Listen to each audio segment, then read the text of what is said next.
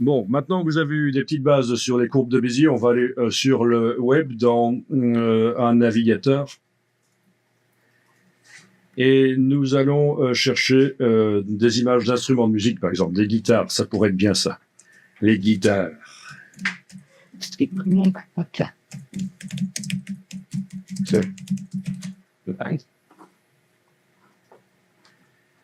Voilà, donc nous cherchons une image de guitare qui n'est pas sur un fond blanc, c'est trop facile.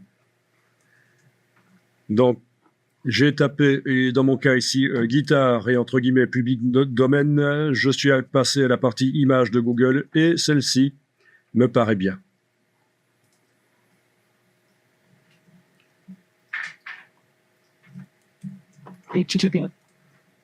Voilà, je vais l'enregistrer dans le dossier d'aujourd'hui. Voilà, voilà. Tant que j'y suis, je vais peut-être aller en chercher une autre. Est-ce que vous avez trouvé la guitare en question, là? Bon, maintenant, on peut changer d'instrument aussi, parce que j'ai appelé OST-KH2, alors. S, mais je sais. Ah. Guitariste? Non, non, moi, je ne suis pas guitariste du tout. C'est bien. Ok, donc, voyons un peu ça. Ukulélé, ça existe, ça? C'est des petites guitares. Est-ce qu'il y a des ukulélés sur fond Ah ben voilà. Il est sans doute pas vu en entier. Ça, c'est Si, il est vu en entier. C'est un banjo, ça. Ok.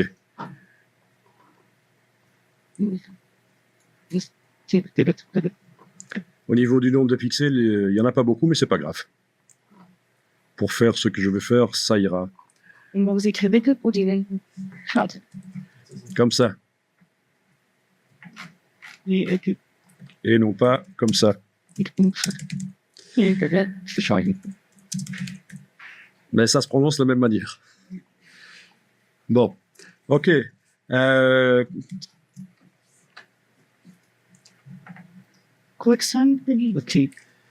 Alors, je ne vais pas vous faire le coup de vous demander de détourer une clarinette, parce que là, ça va être difficile.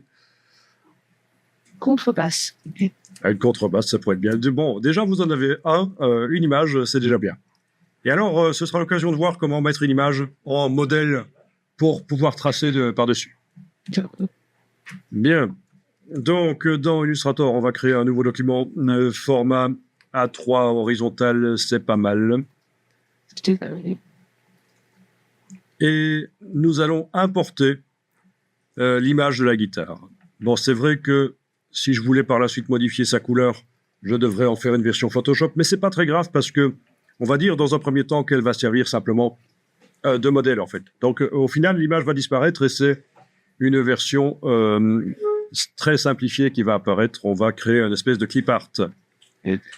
Donc j'importe avec l'option lier cocher, c'est pas mal. Alors ici, vous avez l'option modèle. Si vous la cochez, vous allez directement obtenir ce qu'on veut, mais souvent on oublie de la cocher. Et donc là, je vais oublier de la cocher. Et je vais vous montrer comment, après, transformer cette image en modèle. Alors, au niveau de la dimension d'image, je prends l'outil de transformation, touche majuscule et Alt en prenant une poignée du coin. Je la ramène dans des dimensions qui sont acceptables sur mon A3. Je suis encore en train de voir, on fera peut-être bien un tracé pour faire un masque, en fait. Et donc, dans ce cas-là, il faudra à un certain moment remplacer l'image JPEG dans le document Illustrator par l'image Photoshop, mais ça, c'est pas un problème. C'est l'occasion de voir si vous vous trompez. Vous ne devrez pas tout recommencer depuis le début. On peut très bien aller faire une version Photoshop de l'image après l'avoir utilisée dans Illustrator et la remplacer dans Illustrator. Bien, vous avez la palette des calques et vous voyez donc le calque qui contient l'image. Vous allez double-cliquer sur la partie droite du calque et cocher l'option modèle. OK. À partir de là, à la place d'un œil ici, vous avez autre chose. Il est verrouillé, le calque, et la guitare, c'est à fadille. Donc, c'est un calque modèle. C'est ce qu'on aurait obtenu si on avait importé l'image en cochant modèle. Illustrator vous aurait fait ce calque-là, et en plus, il vous aurait créé un calque vide au-dessus pour que vous puissiez commencer à travailler directement. Chose que je vais faire ici maintenant, cliquer sur le bloc de feuilles pour créer un calque vide pour pouvoir travailler directement dessus, puisqu'on ne peut plus travailler sur le calque modèle. Alors, quand on double-clique sur le calque modèle, vous avez ici le degré d'estompage. 30%. Ben voilà, la guitare est encore plus claire. Donc, ça dépend de la nature des images. Qu'est-ce que vous avez fait que vous avez créé votre personne? Bien.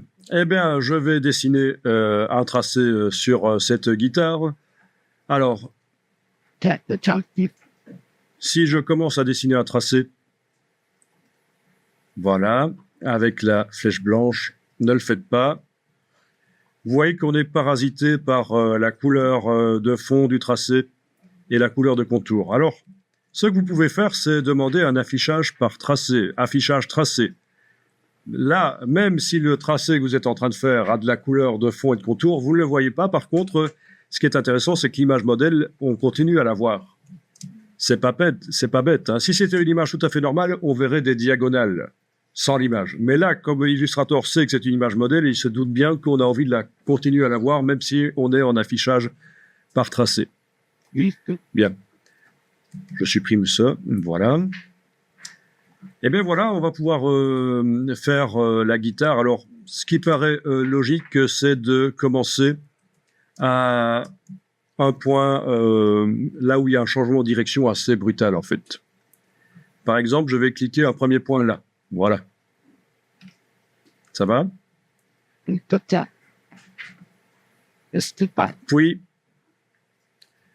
on va le faire dans le sens inverse des aiguilles d'une montre, c'est pas plus mal. Ça marche aussi. Puis je vais positionner le deuxième point quelque part ici. Alors en fait, c'est une question d'habitude. Où faut-il le positionner? Certainement pas là. Ça ne me permettra pas de faire facilement la courbe. Donc, certainement pas là non plus, parce que c'est quasiment une droite entre les deux points. Alors, il faut le sentir. Ouais, un point plus haut, je pense. Oui, c'est là à peu près. Là, il faut sentir le point d'inflexion. Alors, une erreur des débutants, c'est de faire ceci. En se disant, oh, ben, je mets beaucoup de points, donc forcément, ça doit être précis. Eh bien non, en fait. Si vous mettez trop de points, vous allez obtenir une forme grumeleuse. C'est foireux. Donc, j'annule tout ça. Donc, le deuxième point est là. Je fais cliquer, glisser. Voilà. Ah oui, on avait dit petite courbe. C'est vrai. Une petite tangente. Petite tangente, touche commande, et vous devriez avoir la flèche blanche qui arrive, si c'est la dernière qui a été utilisée. À partir de là, on n'interdit pas de repositionner même le point. Comment va repositionner le point? Pour repositionner le point, c'est toujours la touche commande et on bouge le point. Le point, c'est la chose qui est carrée. Les poignées de tangente sont censées être rondes, mais comme c'est des pixels, bon, c'est un rond chalet, quoi. C'est de merde, ça mange pas ça. Voilà. Et je vais continuer le tracé rapidement. Je monte. Alors, en fait, vous n'êtes pas obligé de le faire ici, mais je vous le dis, quand on fait un tracé qui va servir de masque pour enlever le décor, notamment ici de la guitare, on le met un peu à l'intérieur de l'objet pour être sûr de ne pas voir encore du décor une fois que ce tracé servira de masque. Donc, le tracé comme on le fait ici à cheval sur le bord de l'objet, c'est bien pour apprendre, mais dans la vraie vie, il faudra un peu aller raboter.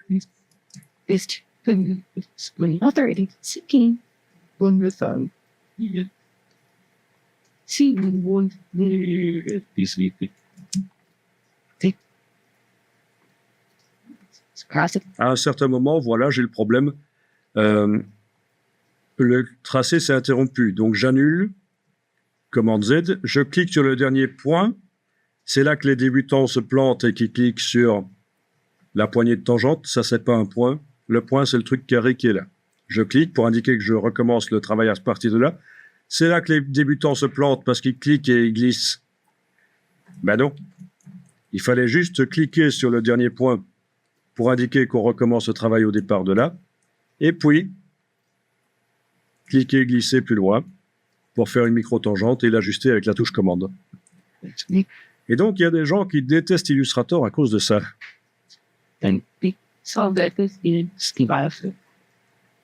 Donc, il faut arriver à passer le cap. Voilà. Tiens donc, je suis pas en train de faire une gaffe là. C'est l'ombre ou c'est le bord de la guitare, ça? C'est le bord, ça. Hein. Donc, je suis en train de faire une gaffe, en fait, ici. À un certain moment, j'aurais dû changer ça. C'est pas grave, c'est des choses qui arrivent. Je vais supprimer les points ici, carrément. Avec la flèche blanche, je les englobe. Voilà. Je redémarre de là.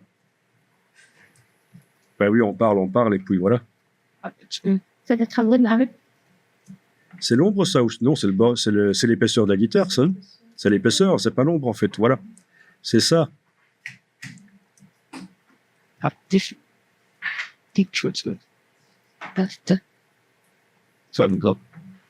Et oui, on a le reflet, en fait, de la moquette dedans. C'est ça qui est perturbant. Ça, c'est le genre de choses qu'on peut supprimer dans Photoshop, évidemment. OK. Et donc là, je vais avoir un changement de direction. C'est là que j'enfonce la touche Alt pour casser la tangente et la rediriger dans le sens où ça doit aller. Voilà. Donc ici, j'ai une longue ligne droite. Ben, je clique à l'autre bout du manche. Et puis, je vais m'occuper des petits brols ici.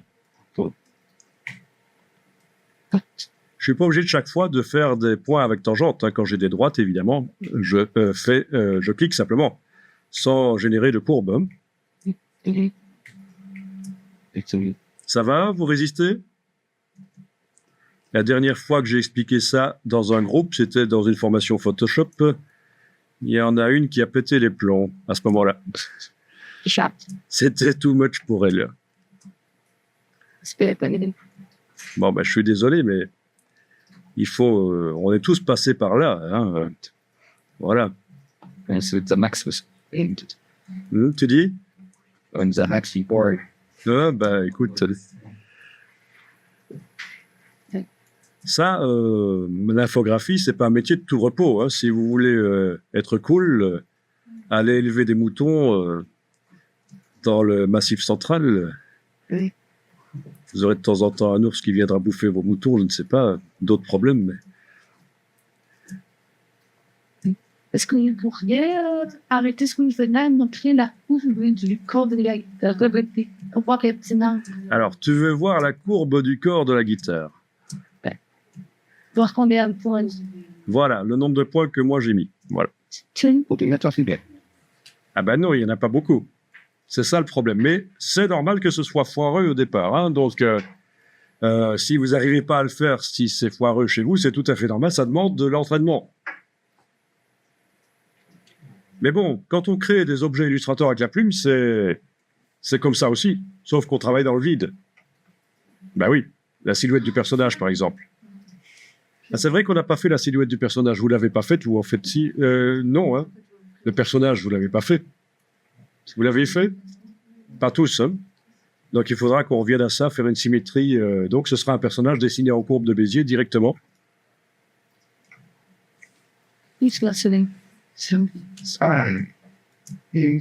Bon.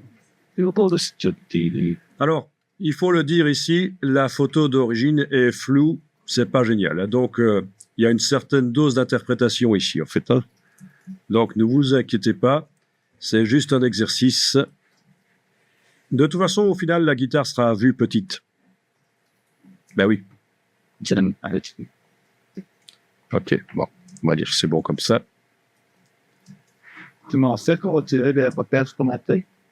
Alors, pour retirer les repères commentés qui vous ennuient bien, en effet, c'est menu affichage et on décoche repères commentés.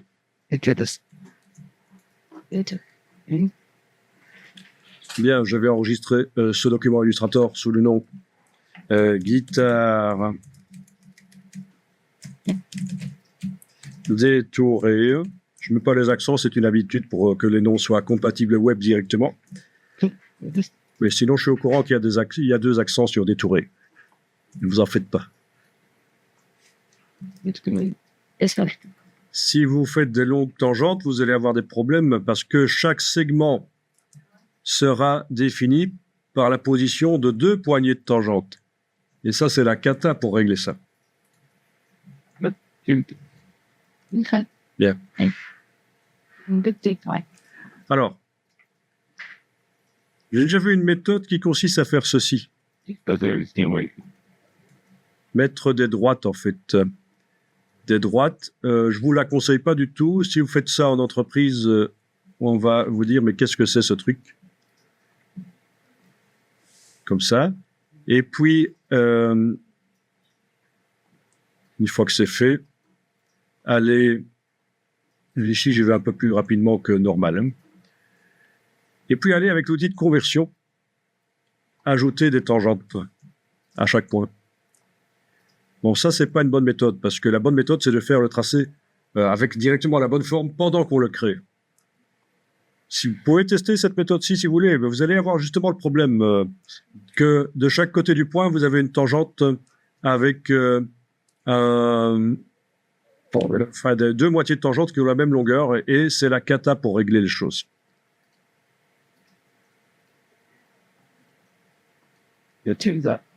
Mais quand on clique à côté avec l'outil de conversion de points, il y a un message qui apparaît qui dit qu'il faut cliquer sur un point d'ancrage avec cet outil-là. Bon, ben c'est gentil, je le sais bien. Si je clique à côté, c'est pas que je le fais exprès.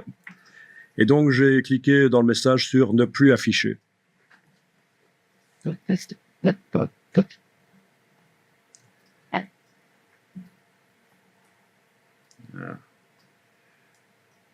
Faut faire attention à pas faire de... Donc, c'est la cata, ce truc, de créer des droites et puis d'amener des tangentes dessus après.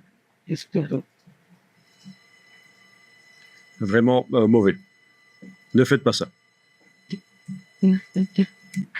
En fait, je vais vous dire un truc. Il y a des formateurs qui trouvent que c'est tellement difficile d'expliquer les courbes de Bézier aux gens qu'ils leur expliquent cette méthode-là. Parce que ça, clic, clic, clic, clic, ça fait des droites, on transforme après, on met des tangentes. C'est à peu près bon, ok. Ça te définit, ça. Ben, il faut pas être très perfectionniste en tout cas. Donc ça, c'est bien. Essayez de faire des bonnes tangentes. C'est difficile au début.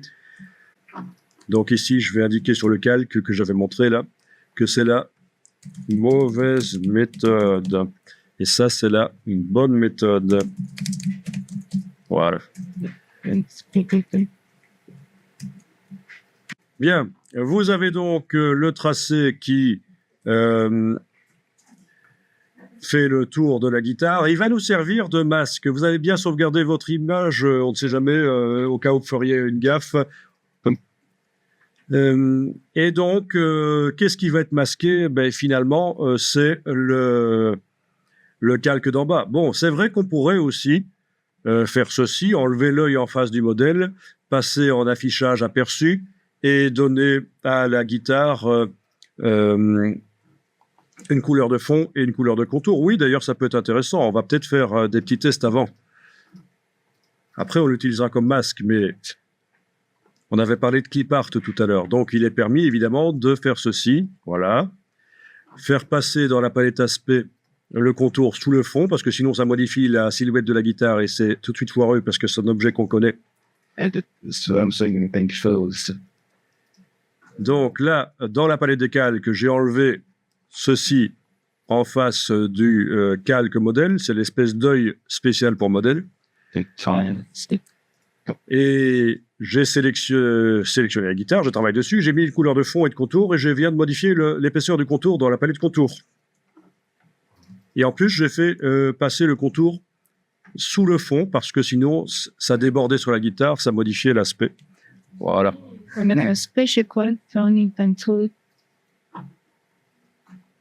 Et vous pouvez même enregistrer ça sous un autre nom. Ah oui, oui. Tu n'as pas le fond, tu n'as pas le contour parce qu'il faut aussi repasser en aperçu. Ça, j'ai pas dit. Affichage, aperçu, ben logique. Hein. On est en affichage tracé.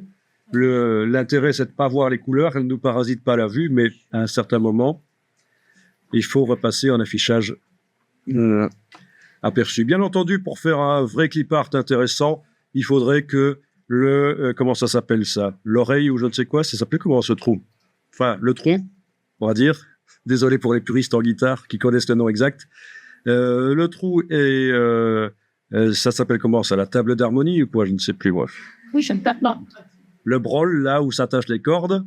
Voilà, il faudrait que tout ça soit visible, sinon ça ressemble pas vraiment à une guitare. Il manque évidemment des éléments caractéristiques.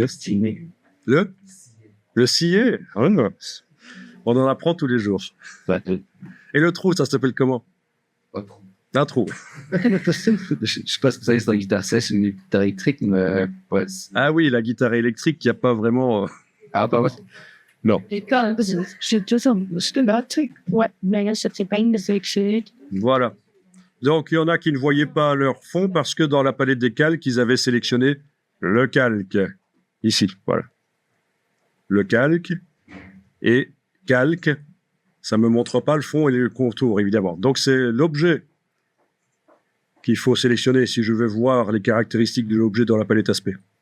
Bon. Donc, le fait de faire ça sur le calque sélectionne l'objet, c'est vrai, mais ne me montre pas ses caractéristiques dans la palette aspect. Donc, c'est vraiment l'objet qu'il faut sélectionner. Voilà. Oui, ce qui manque aussi pour que ça ressemble à une guitare, c'est l'épaisseur de la guitare, parce que là... Mais bon. On va pas passer du temps à faire le clip art. C'est la méthode ici. Après, ça prend du temps, c'est sûr. Ok. Donc, ça marche. Vous avez votre clip art. Vous enregistrez le fichier. Et nous allons... C'est l'occasion de voir les fonds et contours multiples. On a déjà touché un peu à ça. Mais on va refaire ça rapidement. Vous allez voir que c'est vraiment au niveau créatif, ça peut être intéressant. Donc, vous avez votre objet, vous avez la palette des aspects qui vous montre que vous avez actuellement un fond. Vous allez dupliquer le fond. On pourrait aller dans le menu de la palette aspect, demander d'ajouter un nouveau fond, mais on peut aussi dupliquer celui-là. Voilà. Vous avez 3 fonds. On va lui mettre une couleur cyan au premier, une couleur magenta au second, et une couleur jaune au troisième. Donc, ce sont évidemment les couleurs de la quadri, l'impression quadrichrome. Et on va donner un petit style, une impression de, justement, d'impression mal faite, de décalage de couleurs, en fait. Donc, actuellement, vous avez 3 fonds, évidemment, vu qu'ils sont exactement au même endroit. Le bleu, le cyan, pas bleu, attention, hein. Le cyan,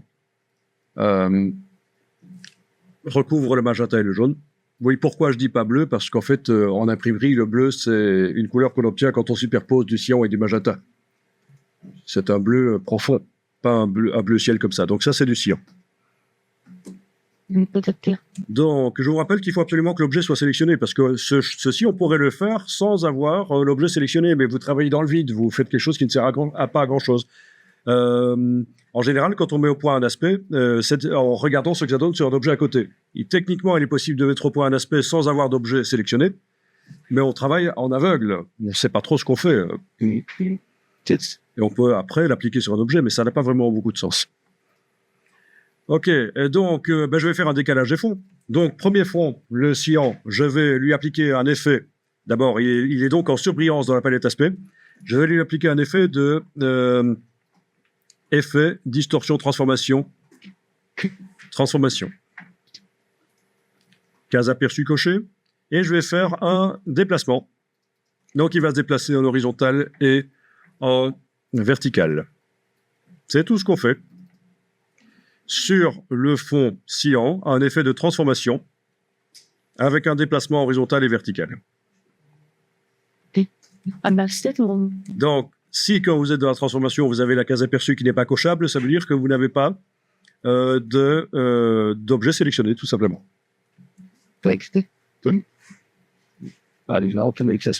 Bien, on va faire la même chose pour le fond magenta. Je clique sur le fond magenta ici. Je fais affichage, non, effet, distorsion, transformation, transformation. Voilà, case aperçue, et je décale le magenta, mais différemment du cyan. Voilà.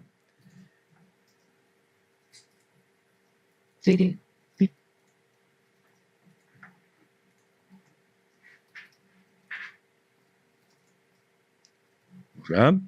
Je vais faire la même chose sur le fond jaune. Je clique sur le fond jaune dans la palette aspect et je lui mets un effet de transformation. C'est vrai que je pourrais aussi dupliquer les effets de transformation qui ont été faits juste avant.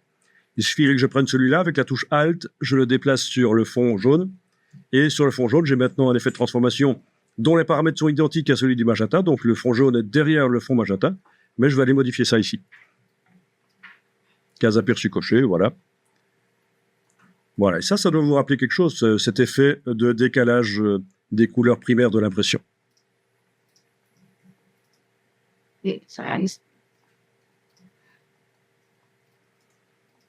Ok? Donc ça, c'est juste un exemple. Par quelque chose que je ne peux pas faire, vous sélectionnez le fond et je dois sélectionner le collant. Alors, j'enregistre le document ici. Vous êtes de tout la journée. Oui, Qu'est-ce que tu dis? expliquerai pas. Il est caché. Le contour, il est en dessous des fonds. On s'en occupe après. Si vous avez le contour qui revient par-dessus la guitare, c'est pas grave, ça revient au même pour ce qu'on veut faire ici. Si vous avez ça, c'est pas grave.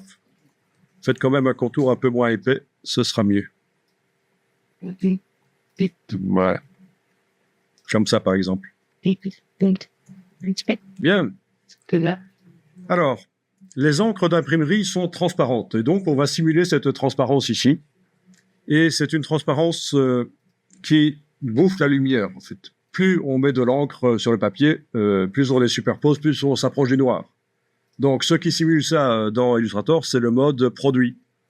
Donc, vous allez ici, pour chacun des fonds, cyan, magenta et jaune, vous allez les mettre en mode produit. Donc, c'est dans opacité ici, et c'est produit. Voilà. Opacité, produit. Opacité, produit.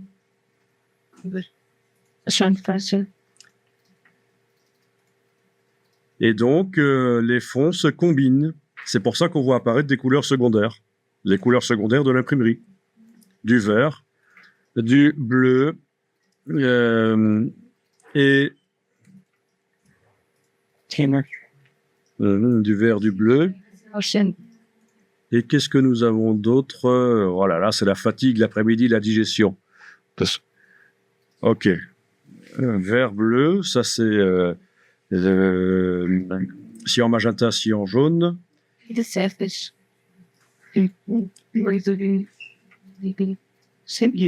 nous devons avoir du rouge aussi, mais c'est pour ça il est discret en fait. Là où il y a du magenta et du jaune qui se superposent, il devrait y avoir du jaune. Mais en fait, vu que le fond jaune est tout en dessous, on ne le voit pas. Je vais peut-être déplacer les fonds l'un par rapport à l'autre pour voir un peu si ça fonctionne. Non, dans ce cas-ci, ça n'a pas l'air génial. Ah ben, mon objet n'est pas sélectionné, évidemment. Voilà, ben oui, voilà. Une fois que vous avez fait ça, vous allez déplacer les fonds les uns par rapport aux autres pour obtenir l'effet qui vous paraît le plus intéressant. Yeah. Voilà.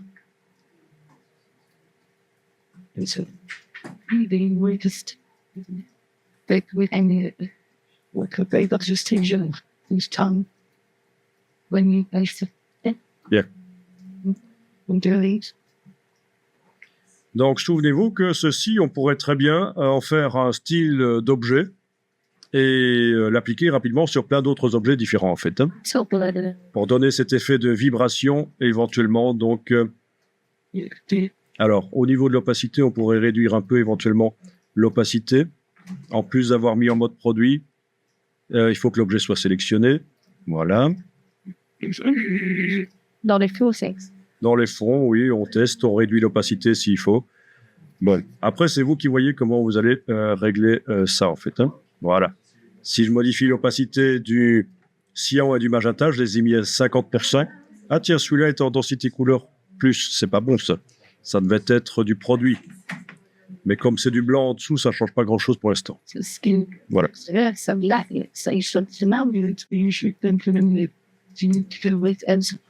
Donc, pour répondre à ta question, ceci en bas, c'est l'opacité générale de l'objet. OK? Donc, il est par défaut, c'est-à-dire que c'est du 100% en mode normal. Donc, il n'y a pas de problème. Mais vu que les fonds de l'objet, eux, sont avec de la transparence, normalement, si je fais ceci, si je crée des objets derrière, ça devrait se voir. Voyons un peu ça. Je vais créer des objets comme ça, derrière des objets, voilà. Rapidement. D'abord, je les crée par-dessus, c'est vrai, mais après, je vais les mettre en dessous. OK. OK.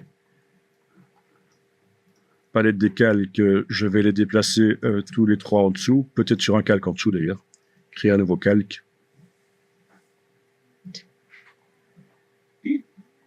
Déplacer. Alors, le nouveau calque, tiens, non, je l'ai créé à l'intérieur, c'est un sous-calque, c'est pas bon ça. Non, on fait un nouveau calque en dessous, là, déplacer les objets en dessous, et voilà. Donc, ces objets n'ont pas d'opacité particulière, eux. Si je les clique un à un, ils sont tout à fait normaux, en fait, au niveau du fond, 100% normal. Donc, par rapport au papier blanc, les objets recouvrent le papier blanc. Et ce qu'on a ici, c'est la guitare qui se mélange aux objets. Les couleurs de la guitare qui se mélangent aux objets. D'accord? Donc, vous pouvez tester ça si vous voulez. Vous créez des objets en dessous. Et vous allez pouvoir faire une petite composition rapide. Ça peut être sympa. Voilà. Avec des objets comme ça. Ouais. Ok. Ils me paraissent quand même fort vifs, en fait. Hein. Je vais peut-être aller modifier l'opacité générale du calque. C'est une stop quand même. Eh oui. Voilà. Là, j'ai sélectionné le calque et j'ai été modifié dans la palette aspect l'opacité du calque. Donc, tous les objets sont maintenant, les objets de ce calque-là, sont à 40%. Ok. Et sur l'autre calque, j'ai la guitare.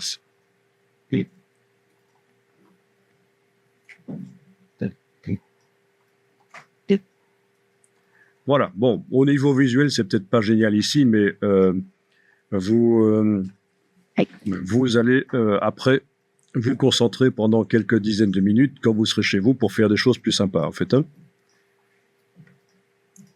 Bien. Alors. Donc, je répète, le calque qui contient mes rectangles, parce que je les ai mis sur un calque pour séparer les différentes parties de l'illustration. J'aurais très bien pu les mettre dans le même calque qui s'appelle Bonne Méthode, mais j'ai préféré les mettre sur un calque. Alors, ces rectangles, pour arriver à leur donner le même degré de transparence, j'ai fait ça sur le calque, en fait. C'est le calque qui a le degré de transparence. Alors, comment est-ce qu'on fait ça? Eh bien, il faut sélectionner le calque qui contient les objets avec la petite cible ici. Et dans la palette aspect, on a l'aspect du calque et on va changer ici l'opacité. D'accord? Si je la remets à 100%, mes objets, tout le contenu du calque 4 ici sera à 100%.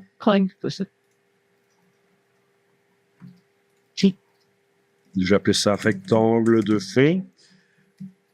On n'est pas obligé de renommer ces calques, hein, mais comme ça, vous repérez bien.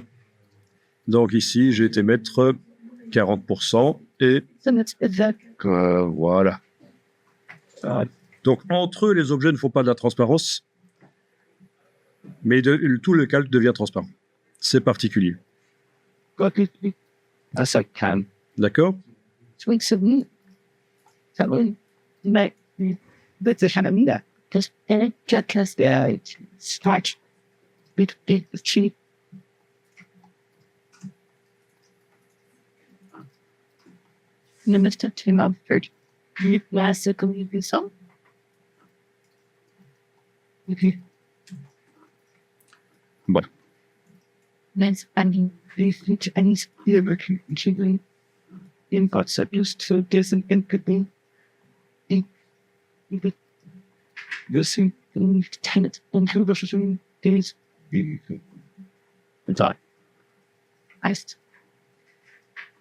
Voilà. Bien, alors ceux qui veulent aller un peu plus loin, vous pouvez, en sélectionnant la guitare. Là, j'ai fait une erreur, j'ai sélectionné le calque et forcément, ça me montre. J'ai sélectionné le calque de la guitare en cliquant sur la cible et forcément, la palette aspect me montre ce qui concerne le calque de la guitare. Mais non, en fait, c'est la guitare que je voulais sélectionner. Donc, j'ouvre le calque de la guitare et je vais sélectionner spécifiquement l'objet guitare ici. Et donc, vous pouvez tester la multiplication du contour Voilà. Et aller peut-être reprendre une transformation qu'on avait déjà mise sur un fond et avec la touche Alt, la transférer sur un contour. Et donc ça décale les contours. Voilà. Et si on leur met des épaisseurs différentes, ça peut donner des choses sympas. On peut aussi leur donner des couleurs différentes, bien entendu. Voilà. Donc, vous mettez au point un aspect. Alors, je vais vous montrer juste après que vous avez la possibilité d'aller chercher des effets spéciaux sur le web, des aspects sur le web, enfin des styles graphiques. C'est la même chose, en fait, dans Illustrator. Style graphique et aspect, c'est la même chose. Les styles graphiques sont des aspects mémorisés, en fait. Hein. Voilà. Parce qu'il ne faut pas toujours réinventer la roue, en fait. Vous pouvez démarrer d'un style graphique existant et même le modifier. OK? Donc là, j'ai dupliqué le contour qui était noir. J'ai dupliqué 2 fois. J'ai changé la couleur. Il y en a un qui est devenu rouge, un qui est devenu bleu. Il y en a un qui est resté noir. J'ai été déplacer des effets de transformation que j'avais mis sur les fonds avec la touche Alt. Je les ai déplacés sur les contours. C'est plus rapide que d'ajouter un effet de transformation et d'aller modifier les curseurs, puisque j'en ai déjà plein dans la palette aspect, des effets de transformation. Et évidemment, c'est tout à fait aléatoire. Hein. Je ne savais pas ce que ça allait donner. C'est ça le principe. Souvent, en création, on manipule. Les logiciels actuels permettent de générer très rapidement du graphisme, et alors on fait un choix à un certain moment. On se dit, tiens, ça c'est pas mal. Être créatif, c'est faire des choix. Et les logiciels permettent de faire rapidement des choix, donc c'est comme ça. Ça, j'ai pas dit, mais si vous allez dans la palette style graphique, menu fenêtre, style graphique, c'est comme pour le nuancier, c'est comme pour les brushes, c'est comme pour tout le reste. Vous avez ici en bas à gauche plein d'autres effets. Ce sont des palettes avec des effets.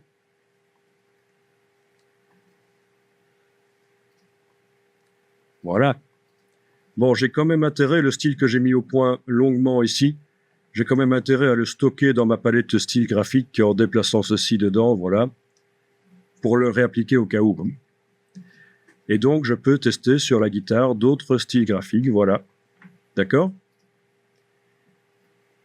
Est-ce que vous avez vu dans le bas de la palette style graphique, menu fenêtre style graphique, que vous avez des palettes de style graphique non modifiables, mais dès qu'on clique sur une, le style graphique est envoyé dans la palette des styles graphiques.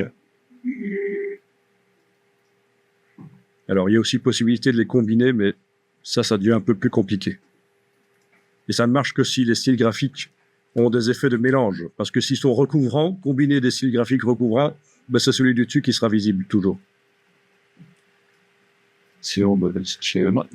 Donc, toutes ces palettes de styles graphiques se trouvent dans le bas de la palette style graphique. On a la bibliothèque. Et la palette style graphique, c'est en allant dans le menu fenêtre style graphique. Alors, vous voyez que ça calcule pas mal pour certains. Alors, il y en a certains, c'est assez complexe.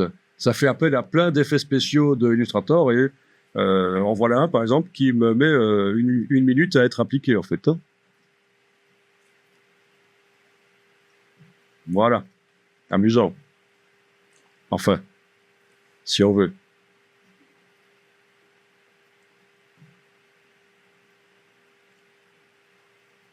Ouais. Il vaut mieux avoir sauvegardé avant de tester tout ça, parce que il y en a certains qui risquent de faire planter.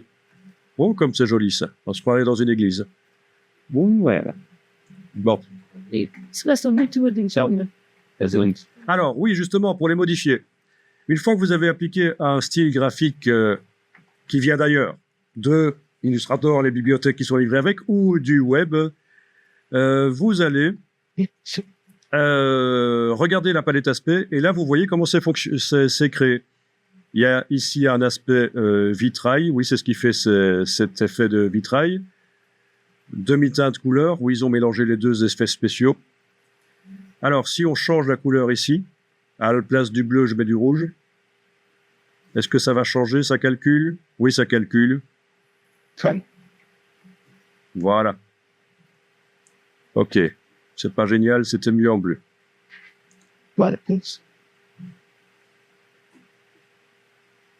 Voilà. Au niveau de ceci, contour, je vais mettre à la place du gris clair du bleu très foncé. Et Eh bien, qu'est-ce qu'il m'a fait? Ah, c'était le contour de l'objet, en fait, tout simplement. Le fond ici, est-ce que ça change quelque chose si on met autre chose? Donc, il faut tester, en fait. Donc, au départ d'un style graphique, vous pouvez modifier dans la palette aspect et réenregistrer le style graphique si vous voulez.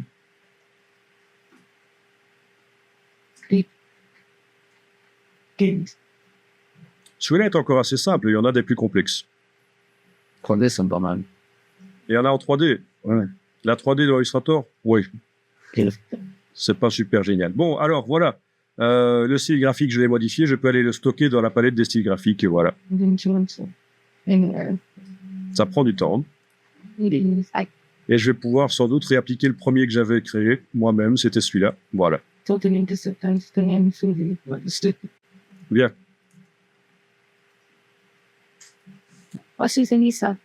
Faire une petite variante du style graphique que j'avais créé. on peut des submets web. Ah, je l'avais stocké avant d'aller chercher dans les bibliothèques. J'avais stocké mon style graphique dans la palette des styles graphiques, en fait. Hein. On peut apprendre à propos des styles graphiques, en effet, comment c'est construit, oui. Dans la palette aspect. On peut apprendre à faire des styles graphiques en voyant comment c'est construit, tout à fait. Bon, là, je fais une variante de mon premier style graphique. Hein. Alors, souvenez-vous qu'on a la possibilité de demander dans le menu affichage de masquer le contour de sélection, c'est-à-dire que mon objet est toujours sélectionné, mais je ne vois plus le contour vectoriel. Et donc, quand je passe d'un style graphique à l'autre, je peux apprécier un peu mieux ce que ça donne, en fait. Hein. Vous voyez, je viens de faire juste une variante de mon premier style graphique que j'avais enregistré. J'ai mis un des contours en blanc plutôt que d'être en noir. C'est important quand vous faites des illustrations, j'ai déjà dit, mais je le répète, que dans l'illustration, il y ait une couleur noire et une couleur blanche. Parce que ce sont des couleurs de référence, ça va donner de la richesse visuelle à vos illustrations. D'ailleurs, il y a des outils dans Illustrator pour créer des harmonies de couleurs. Et il y a une option qui s'appelle « Conserver le noir et le blanc ». C'est pas pour rien. Vous allez souvent voir ça en infographie. On modifie les couleurs, mais on conserve le noir et le blanc. C'est parce que déjà, ce sont des reflets et des ombres, c'est vrai, mais c'est aussi parce que ce sont des références visuelles. Hein, généralement, comme ce sont des reflets et des ombres, on les conserve, mais il n'y a pas que pour ça. C'est parce que ce sont vraiment des références visuelles. Voilà. Et donc, comment faire rapidement des illustrations en s'amusant, voilà. Alors, je vous dis tout de suite, un ordinateur portable, c'est pas mal, mais ce sera toujours mieux de travailler sur une tour parce que ça va vous coûter moins cher, une tour, et ce sera plus performant. Même les ordinateurs portables les plus performants n'atteignent pas les performances d'une tour moins chère. Parce que, voilà, et Illustrator est un logiciel qui demande, surtout quand on commence à jouer avec les aspects, ça demande énormément de ressources informatiques. Donc, voilà, faites attention à ça. L'ordinateur portable, c'est bien, mais c'est pas pour rien que les tours existent encore. Ok, donc je vais vous montrer qu'il est possible d'aller chercher des styles graphiques sur le web. Il suffit dans Google de taper Illustrator Style, download, oui. Voilà. Et vous allez tomber sur plein de liens qui vous proposent de télécharger des styles graphiques. Et c'est souvent gratuit. Il y en a qui viennent même de sites officiels Adobe, ce qu'on appelle le Adobe Exchange.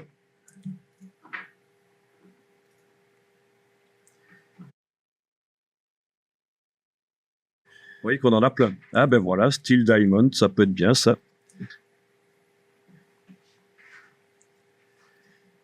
Texturé, des boutons. Alors, comment est-ce qu'on les utilise? Les choses qu'on récupère sur le web, ça, c'est des brushes, c'est autre chose, en fait. Eh bien, en fait, ça dépend vraiment comment la personne l'a créé. Il y a certains documents que vous allez récupérer, télécharger. Quand vous allez les ouvrir, le style sera dans la palette des styles graphiques. Et il y en a d'autres où le style sera directement sur des objets qui sont dans le document, mais pas dans la palette des styles graphiques. Mais en fait, peu importe, hein, qu'il se trouve dans la palette des styles graphiques ou sur un objet, c'est toujours un aspect, et vous allez pouvoir le récupérer, le transférer sur vos propres objets. Bon, voyons un peu celui-là. Download, voilà. Je vais télécharger celui-là au hasard, je ne l'ai jamais téléchargé. J'espère qu'il ne va pas me demander mon adresse mail, etc. Parce que là, dans ce cas-là, je ne vais pas accepter.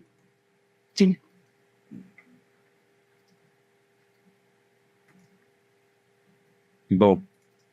Alors, est-ce que ça télécharge? Voyons un peu le téléchargement ici. Non, apparemment, ça ne télécharge pas. Celui-là, si. Ah, voilà. OK. Il a fallu le temps. Voilà. Donc, il télécharge. C'est un fichier zip minuscule, moins d'1 méga. Je vais aller voir dans mon dossier de téléchargement. Voilà. Le voilà. Je vais aller transférer ça dans mon dossier d'aujourd'hui. Je vous montre. Hein. Après, vous testerez. Donc, mon dossier d'aujourd'hui, le 20 mars 2014, voilà. Je vais aller double-cliquer sur le fichier zip. Ça me crée un dossier dans lequel j'ai un fichier Illustrator et un petit texte qui explique comment l'utiliser. Blablabla. OK, normalement, ça devrait aller.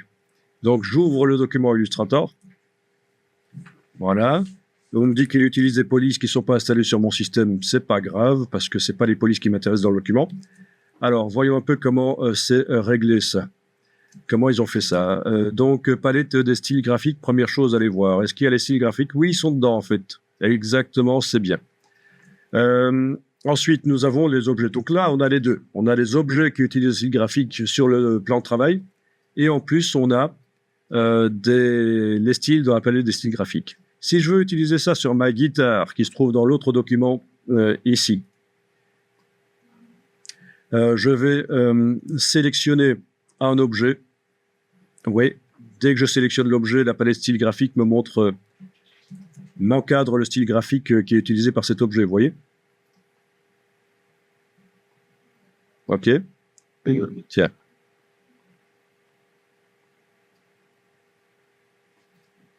OK, ça, il ne m'encadre pas. Comme ce n'est pas moi qui fais le document, évidemment, comprendre comment c'est organisé au niveau des groupes, il faudrait que j'aille déployer la palette ici. Donc, avec la flèche blanche, là, de toute façon, j'arrive de toute façon au niveau objet. Bien. Donc, imaginons que celui-là m'intéresse. Je vais faire un copier de cet objet. Édition copier, c'est une chose qu'on avait vue, hein, transférer un style graphique en copiant un objet qui le contient. Je vais dans mon document de la guitare ici. Je vais éventuellement coller sur un nouveau calque, c'est pas plus mal. Édition coller. Du coup, dans la palette style graphique du document, le style graphique utilisé par cet objet que je viens de coller a été transféré. Je peux enlever l'œil en face du calque, aller sélectionner la guitare. C'est sur ce calque-là, voilà, la guitare ici, voilà. Et lui appliquer le style graphique. Ah oui, j'avais demandé de masquer le contour de sélection. Menu affichage, afficher le contour de sélection. Voilà. C'était pour mieux voir ce que j'appliquais, mais voilà. OK. Alors, pas sûr que ça donnera le même résultat parce que l'objet était minuscule par rapport à ma guitare. Donc, forcément, ça change. Mais bon, on a quand même l'effet un peu qu'on avait dans l'autre... ici, en fait. Mais quand même pas. Il manque quelque chose. Je vais voir ce qui se passe si je réduis la guitare. Mais pour faire ça, je vais faire une version, un duplicata du calque. Hein. Je vais quand même garder ma guitare grande. Voilà. OK, ça ressemble plus à ce qu'on avait de l'autre côté. Donc, le style graphique était prévu pour un objet qui était beaucoup plus petit que ma guitare. Vous avez vu quand je l'ai collé. Il est d'ailleurs toujours là, si je l'affiche. Voilà, il est là à côté. Donc, logique, hein, si je l'applique sur un objet beaucoup plus petit ou beaucoup plus grand, je n'obtiendrai pas le même résultat. Bon. Donc, à partir de là, si je veux utiliser cette guitare telle qu'elle dans un document Illustrator, je fais la méthode qu'on a appliquée hier pour les feuilles d'arbre. J'enregistre le document avec juste la guitare comme ça dedans, et je le réimporte en tant qu'image dans un autre document dans lequel je veux l'utiliser pour illustrer. Ou alors, je peux essayer aussi avec dans les préférences générales l'option mise à échelle des contours et des effets, je peux tester et voir si en agrandissant, ça va multiplier dans la palette aspect, ça va augmenter les valeurs de fond et de contour et tout ça qui sont indiquées ici en fait. Il y a des valeurs de décalage, voilà par exemple, décalage, voilà, 3,52. Ok. Ça, normalement, si avec l'option mise à échelle des contours et des effets, je modifie ça, eh bien, ça va modifier les valeurs là. Si j'agrandis, ça va modifier la valeur. Alors essayons ça.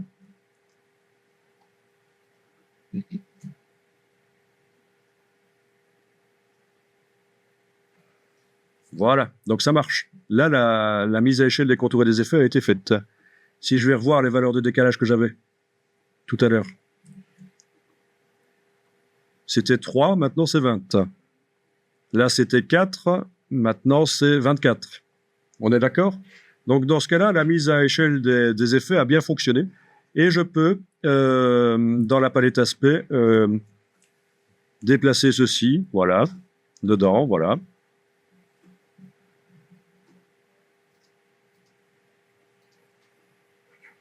Ok. J'ai donc deux aspects quasiment identiques, sauf qu'il y en a un qui est prévu pour les objets grands, l'autre pour les objets petits. Je vais renommer celui-là. Style graphique, on va l'appeler comment? C'était bonbon. Hein. Voilà. On va faire bonbon pour objet A3, on va dire. Et celui-là?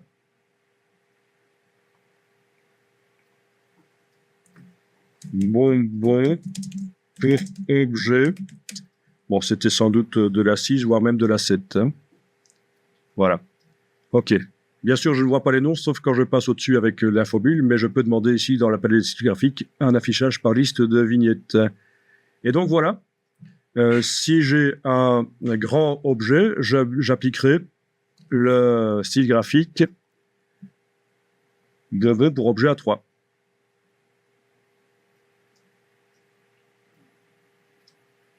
D'accord? Ça peut vous paraître obscur et complexe là, mais ne vous en faites pas, vous allez avoir l'occasion de revoir ça et de réessayer. Si j'ai un petit objet, voilà, comme celui-là, si je lui applique le style bonbon pour objet A3, bah, ça fait ça. C'est peut-être l'autre qu'il me faut. Voilà. D'accord? Bonbon pour objet A3, c'est ça. Foireux. Tout parent œuvri, disons. Et bonbon pour objet A7, ça c'est le style graphique original. Voilà. Donc ça vous explique au passage pourquoi parfois on récupère un style graphique sur le web et ça donne pas ce qu'on voudrait. C'est parce qu'on l'applique sur un objet qui n'a pas la même dimension que l'objet pour lequel il a été prévu au départ. Donc à propos de la mise à échelle des contours et des effets, je vous fais rapidement ici un nouveau document et ça va être expliqué très rapidement. Je vais vous faire une étoile ici sur laquelle je vais mettre un contour. Voilà, un contour avec une certaine épaisseur, menu fenêtre, contour, voilà. OK. Un petit dégradé au milieu éventuellement, voilà. Bien. Alors, si je veux les multiplier, touche Alt, je les déplace, voilà. Et je vais évidemment amener de la variété là-dedans. Bon, vu que la mise à échelle des effets est enclenchée dans les préférences générales, quand je réduis un objet, le contour se réduit. On est d'accord? Quand j'agrandis, le contour s'agrandit. Bon, mais ça donne l'impression que les étoiles sont plus ou moins éloignées, en fait. On est d'accord? C'est pas toujours ce qu'on veut. Donc là, je vais en arrière et je vais aller décocher la mise à échelle des contours et des effets dans les préférences générales. Si je veux donner l'impression que les étoiles ont différentes dimensions, il va falloir que je fasse comme ça, en fait. Différentes dimensions, donc il va falloir que les contours restent constants, en fait. Voilà. Donc ça, ce ne sont pas des étoiles qui sont à différentes distances, ce sont des étoiles qui sont avec différentes dimensions. Donc, moralité de l'histoire, il n'y a pas un choix qui est mieux que l'autre, en fait. Est-ce qu'il faut enclencher ou pas la mise à échelle des contours et des effets? Ça dépend de ce qu'on veut faire. Voilà.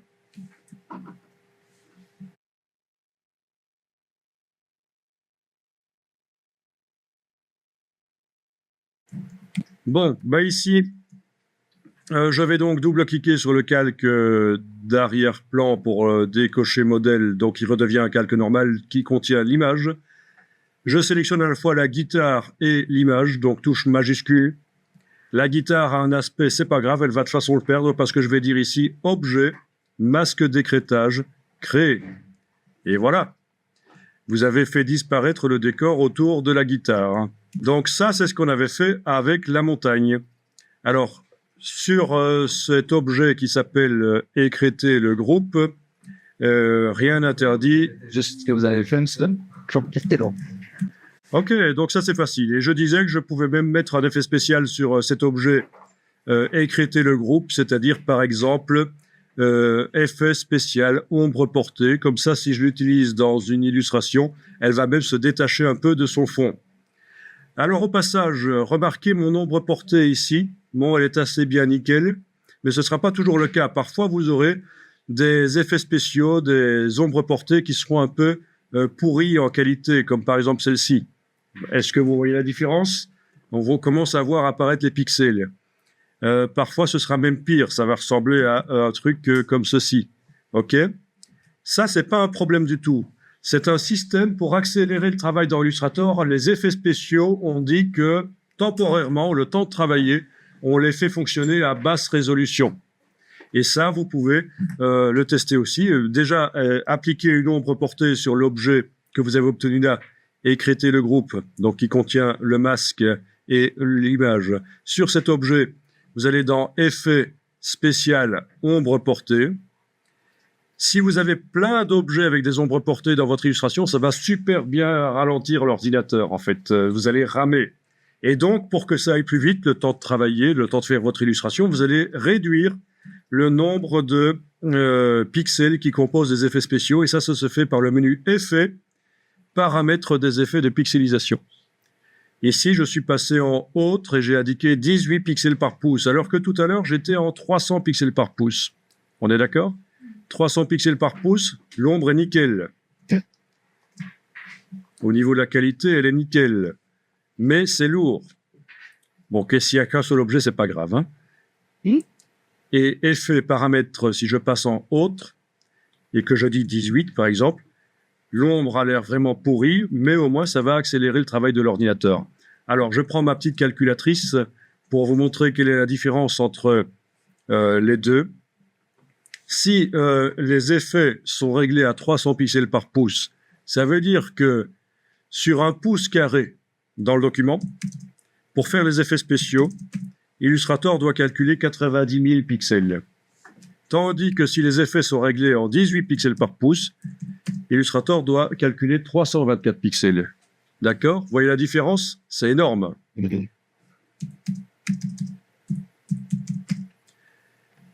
À 300 pixels par pouce, les effets spéciaux demandent presque 280 fois plus de ressources en informatique. Voilà, donc c'est super important ce qu'il y a d'être vu ici. Vous pouvez faire passer les effets et à la fin, quand vous allez générer le PDF, vous allez les remettre à 300 pixels par pouce pour avoir la super qualité maximum. OK? Bon, alors, je vais sur un navigateur web. Je vais taper entre guillemets public domaine et je vais taper vase. C'est un mot français, mais également en anglais. Donc, ça va me ramener quand même pas mal de vases dans la partie image. OK. Et j'avais repéré un vase à anses. Ah oui, non, j'avais même précisé que je voulais un vase avec des anses. Pas des anses, des poignées. C'est des anses qu'on dit. Voilà. Handle vase. Voilà. Superbe. Il y a des vases à anses. Alors, vous prenez un vase qui est une photographie et qui a un fond photo. En fait, il n'a pas été déjà extrait de son fond. Et donc, on va faire ce boulot dans Illustrator. Alors, si vous vous posez la question, tiens, celui-là qui est transparent, est-ce qu'on peut le rendre transparent partiellement? Oui, par Photoshop, ce sera possible. Vous voulez qu'on essaye après? Ça vous branche? Non. Et là, On fera ça une formation Photoshop. oui. Donc, vous prenez Ouais. un vase à anse, peut-être même deux. Just equal it. Et on va enregistrer ça dans un dossier qui va porter la date d'aujourd'hui. Je suis un peu perturbé par cette chose, en fait. Je dois dire, j'ai déjà vu des choses lettres, mais ça dépasse tout. Mais bon. Next paper.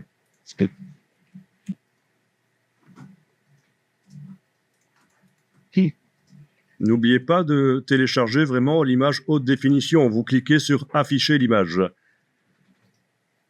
She and send it once to them and I've seen it. Et je vais créer sur le bureau un dossier avec la date d'aujourd'hui, le 21 mars 2014.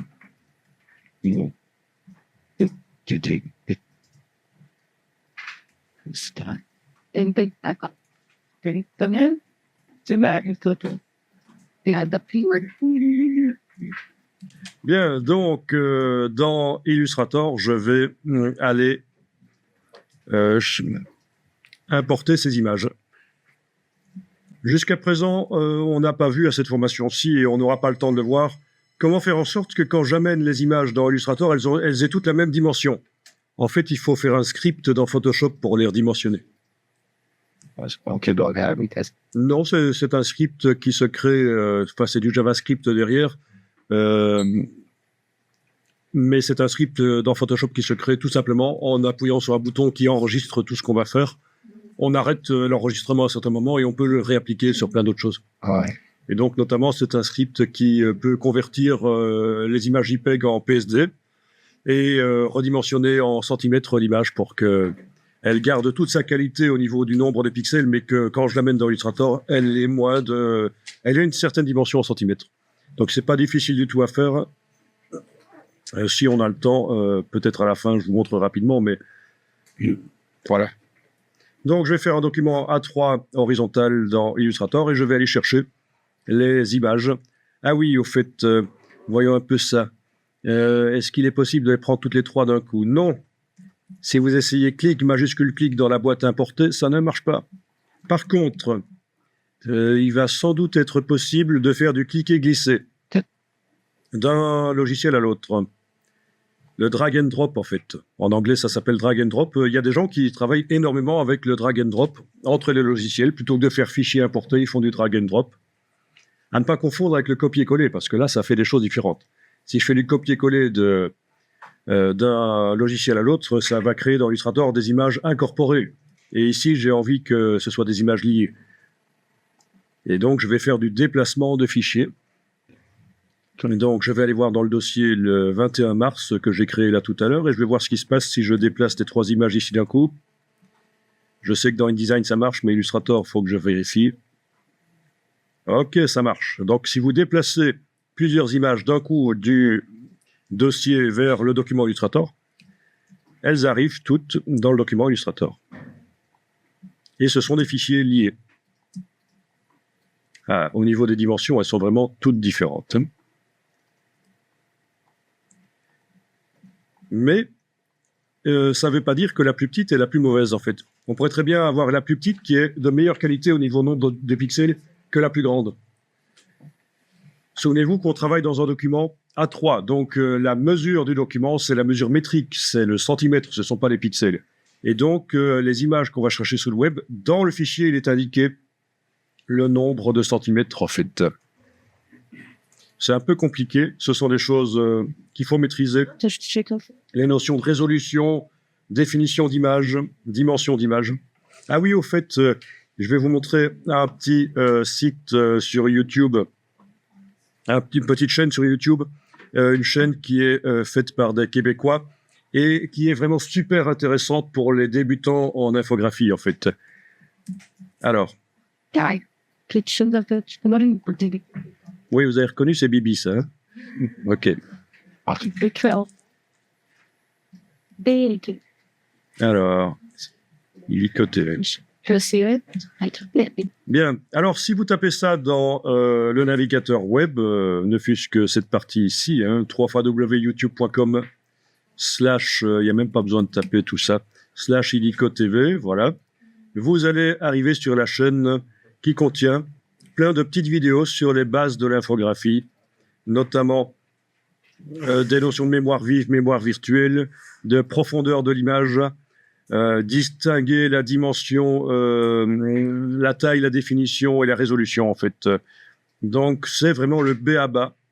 Et en fait, il y a pas mal d'infographistes qui ont des problèmes parce qu'ils ne maîtrisent pas, ils ne comprennent pas le B à bas, les théories basiques, en fait, à propos des images numériques et vectorielles. Donc, voilà ce qu'il faudra taper dans YouTube si vous voulez. Allez voir cette chaîne Illico TV. C'est assez simple à retenir en fait.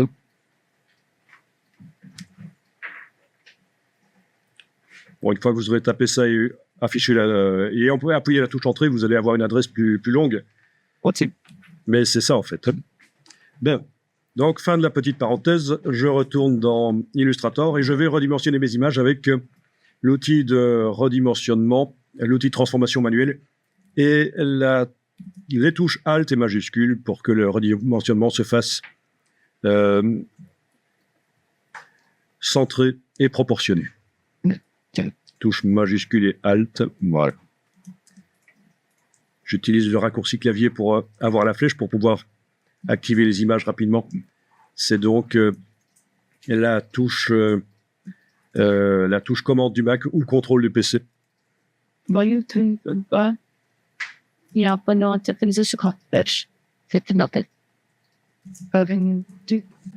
Voilà, donc je les ai redimensionnées et elles ont à peu près cette taille-là. D'ailleurs, c'est peut-être encore un peu trop grand pour ce que je veux faire. Je vais encore redimensionner. Non, ça ira, parce qu'on pourra redimensionner après. Encore. Donc, on va faire un détourage rapide sur ces trois vases. Je vais verrouiller le calque sur lequel elles se trouvent. Alors, c'est peut-être pas obligatoire de les affadir et de faire en sorte que le calque devienne un calque modèle. Si vous y voyez assez clair comme ça, vous pouvez faire le tracé par-dessus.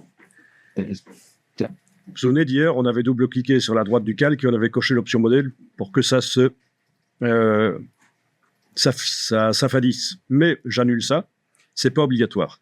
En tout cas, voilà, je vais travailler sur un calque au-dessus et le calque d'en dessous, je vais verrouiller parce qu'il ne faudrait pas que pendant que je fasse le tracé, les images bougent de place, ce serait très ennuyeux. Et je vais enregistrer le document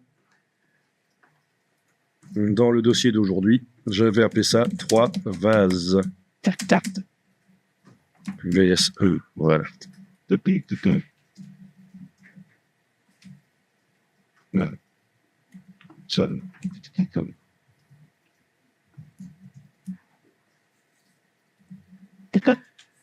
Donc voilà, sur le calque ici, je vais créer donc des tracés. La couleur des vecteurs ici, je peux éventuellement la changer en double-cliquant à côté du nom ici et je peux prendre une couleur qui sera plus visible, comme par exemple le magenta, voilà. J'y vais avec la plume, je vais faire des vecteurs sans couleur de fond, sans couleur de contour. Touche verrouillage majuscule si je veux que le pointeur soit précis. Voilà, clic. Voilà.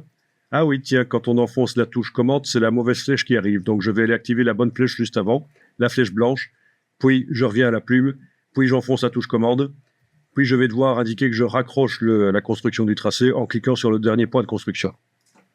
Et à partir de là, quand j'enfonce la touche commande, ce sera toujours la bonne flèche qui arrive. Ah oui, au fait, j'ai pas fait la bonne méthode. Haha, la micro-tangente. Voilà, micro-tangente.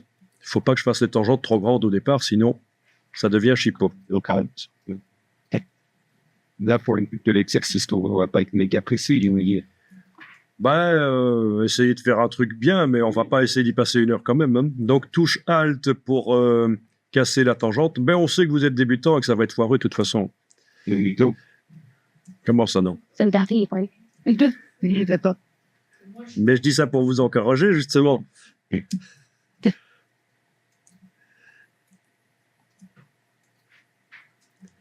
tant que vous avez une forme extérieure pour le vase et des formes pour les trous, c'est bon. Mais c'est super important d'arriver à maîtriser les courbes de Bézier parce que c'est quand même un langage informatique graphique, en fait. Hein. Si ça vous ennuie de les faire, il y a des gens qui les font pour vous. Hein. Il suffit de les contacter par Internet.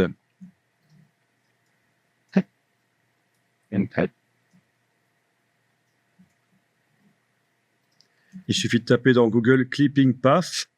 C'est le nom de tracé de détourage en anglais, Clipping Path. Et puis vous tapez, après ça, vous tapez le mot service. Et vous allez tomber sur plein de sites web qui vous proposent de faire des détourages. Pour un objet comme celui-ci, ça pourrait être à peu près $3. Alors à vous de juger. Par rapport au temps que ça prend, est-ce que ça vaut la peine de payer? Quand on est pris par le temps, qu'on a 300 images à mettre en page, enlever les décors pour le jour d'après, ça peut être une bonne solution de payer. Il y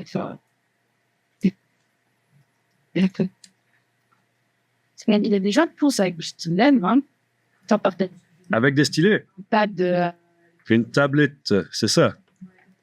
Oui, oui, tout à fait. Oui, oui, il y a des gens qui ont la chance d'avoir une tablette.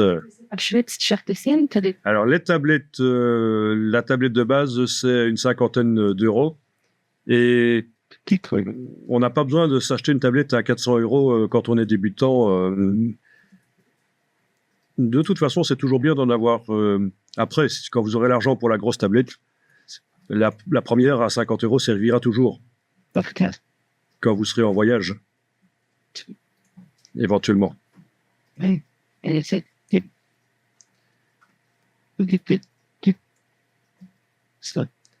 Bon, normalement, à choisir, il vaut mieux mettre le tracé un peu à l'intérieur du vase qu'à l'extérieur. Je vous l'avais dit, pour éviter de voir apparaître du décor quand on va s'en servir comme tracé de détourage, donc comme masque en fait. Tiens, il y a un petit trou ici aussi. Ça, c'est le genre de choses... voilà. C'est pas très grave. Ok, donc 4 tracés sans couleur dans le calque là. Donc, enregistrer sous. N'oubliez pas d'enregistrer régulièrement, il faudrait pas tout perdre. Non.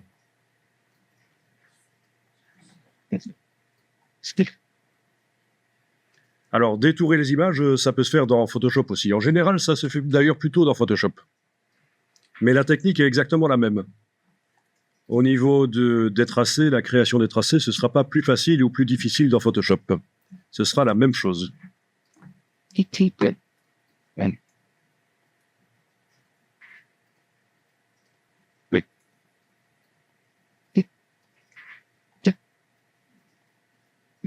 Donc, vous vous souvenez de la touche Alt pour casser la tangente pour redémarrer dans l'autre sens, n'est-ce pas? Alors là, le tracé que je fais est quand même assez imprécis. Pour faire du graphisme, c'est acceptable, mais ce serait un travail pour un musée. Ce serait pas acceptable, évidemment. On ne peut pas raboter quand même trop des objets.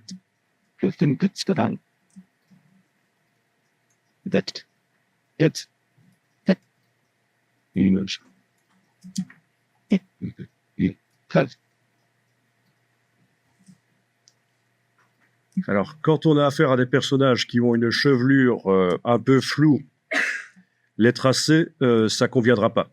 Enfin, ça pourra convenir pour la plus grosse partie du personnage, les vêtements, à condition que les vêtements soient nets, mais en général, c'est le cas.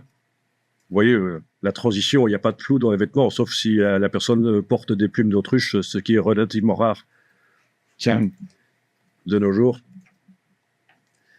Mais donc voilà, dans le cas de personnes, on pourra faire le détourage de la personne au tracé, mais pour la partie la tête, les cheveux ou les plumes d'autruche, on prendra une autre technique.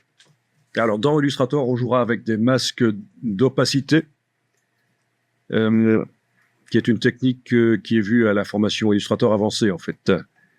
Et dans Photoshop, on jouera avec des masques de fusion. Donc, sur le même calque qui contient le personnage, dans Photoshop, on peut avoir à la fois des vecteurs qui font le tour du personnage super net, là où il a ses vêtements, et un masque de fusion pour la chevelure.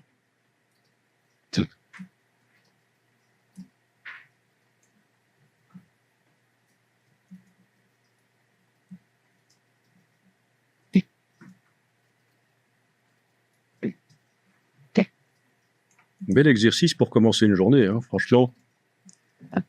Et ça. On devrait commencer toutes les journées comme ça. Je vais ouvrir un centre de bien-être comme ça, tiens. Faites votre tracé le matin. Et comme je crois aller dans le sens de aïe.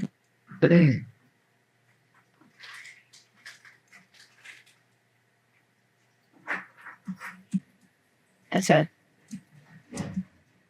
Waouh. La sale bête, ça ressemble à un dinosaure. Je n'ai pas. Bon, là je fais à peu près, parce que je vais pas y passer des heures. Alors terminer les choses rapidement, si c'est pas très bien fait, c'est pas grave. Il faut qu'on avance dans la matière. Hein.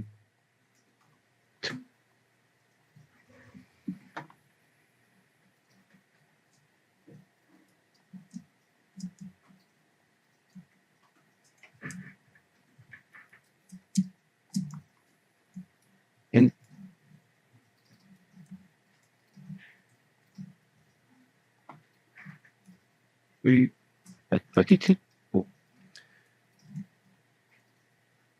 Donc les touches qu'on utilise pendant qu'on fait ça, c'est évidemment la touche barre d'espacement pour pouvoir bouger l'image dans la fenêtre, parce qu'on est amené quand même à zoomer et ne voir qu'une partie de ce qu'on détourne.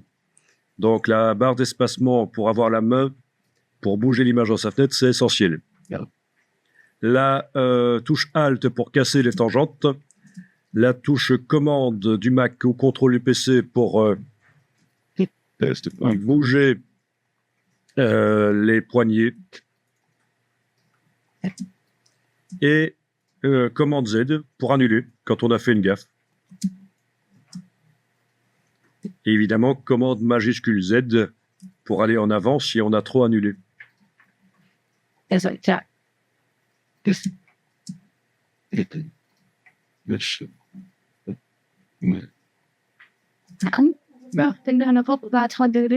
Donc, quand on a trop annulé, c'est commande majuscule Z sur le Mac, contrôle majuscule Z sur le PC. Alors, contrairement à Photoshop, si on veut aller plusieurs fois en arrière dans Illustrator, il ne faut pas faire commande Alt Z. Ça, c'est dans Photoshop. Si on veut aller plusieurs fois en arrière, c'est commande Alt Z. Ici, dans Illustrator, commande Z va d'office plusieurs fois en arrière si je fais plusieurs fois commande Z.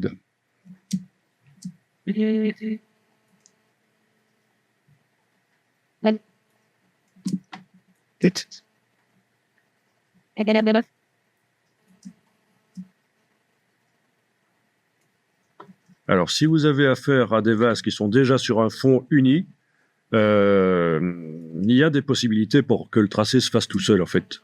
Mais ce sera dans Photoshop. Il faut faire une sélection sur le fond, l'inverser, et puis dans le menu de la palette des tracés, la convertir en tracé. Donc sachez-le, si vous avez des objets sur un fond uni, il y a peut-être une possibilité de faire du détourage automatique. On peut aussi faire des sélections dans Photoshop avec l'outil de sélection rapide. Ou avec d'autres outils, plage de couleurs, etc. C'est.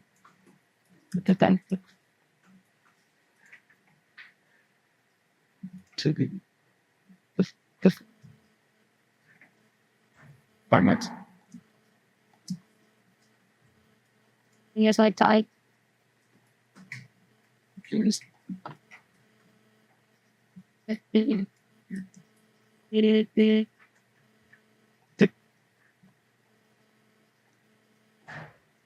And then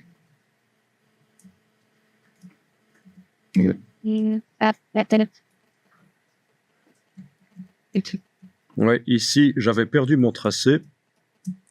J'ai donc enfoncé la touche commande et j'ai fait un rectangle pour retrouver mon tracé qui n'a pas de couleur et pas de fond. Ceci dit, si j'étais en affichage par tracé, ben oui, parce que là je suis en affichage par aperçu, affichage par tracé, ah ben non, ça ne marche pas dans ce cas-ci, forcément, parce que mon image, mon calque en dessous n'est pas un calque modèle. Ah ah. Donc l'image n'apparaît pas. Si c'était un calque modèle, elle apparaîtrait et j'aurais tous mes tracés qui apparaissent en permanence, en fait. Bon. Là, je reste en affichage aperçu, alors. Voilà. OK. Yes. Donc. Hein?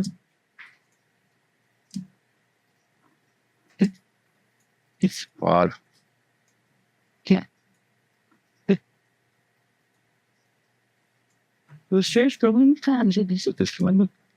Bon, ici j'ai tapé dans Google Tangents Bézier et je trouve par exemple ceci, c'est pas mal ça.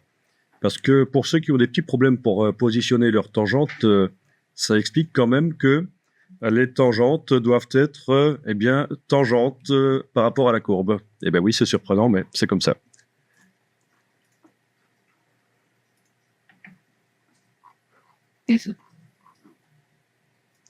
Donc, en bleu ici, les tangentes à la courbe, c'est comme ça que vous devez les faire. Enfin, dans ce cas-ci, il y a la distance par rapport au point central, le point d'ancrage, la distance de chaque poignée est identique. Mais chez vous, ça doit pas être comme ça. Si vous appliquez la méthode de Adobe, la méthode de la micro-tangente, ce sera pas comme ça. Mais en tout cas, la position de la tangente par rapport à la courbe, ça doit être la même chose chez vous.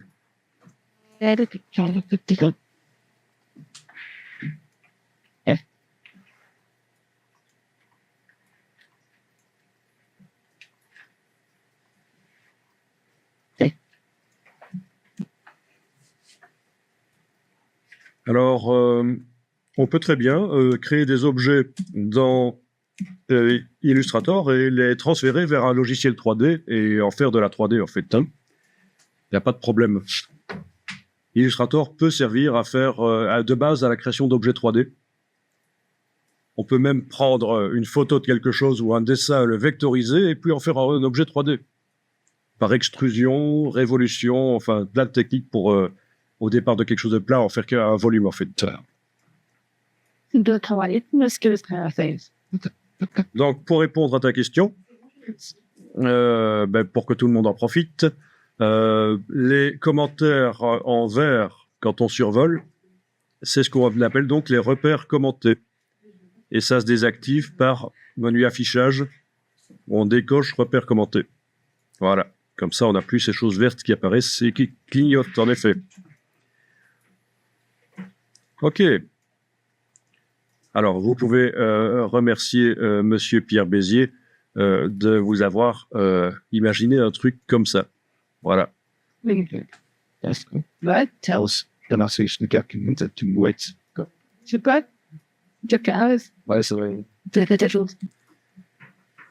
Bien, vous avez enregistré votre document avec tous vos tracés.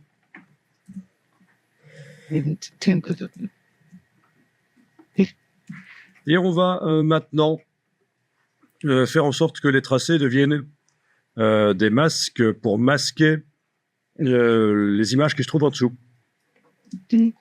Donc, bien entendu, il va falloir déverrouiller le calque des images.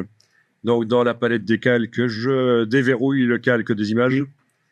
Il n'y a pas besoin que le tracé et les images se trouvent sur le même calque pour que ça marche. Mais il faut savoir qu'une fois que le masquage sera fait, ils vont se retrouver sur le même calque. Parce que là, c'est pas possible qu'il y ait un tracé sur un calque qui sert de masque pour une image qui se trouve sur un autre. Mais actuellement, au moment de faire le masquage, ils peuvent être sur des calques différents. En fait, les calques, c'est vraiment un système pour organiser votre travail. Et en fait, Illustrator ne s'en occupe même pas quand on fait des opérations sur les objets. Tant que les calques ne sont pas verrouillés, évidemment. Donc, je vais ici sélectionner à la fois l'image et les tracés. Donc, j'englobe ça avec la flèche noire. Voilà. Et je vais demander de masquer. Donc, pour qu'un masque fonctionne, il faut que le tracé qui masque se trouve au-dessus, dans l'empilement des objets, dans la palette de calque, au-dessus de ce qui va être masqué. Mais c'est le cas. Le tracé se trouve au-dessus de l'image. Objet, masque d'écrêtage créé. Voilà.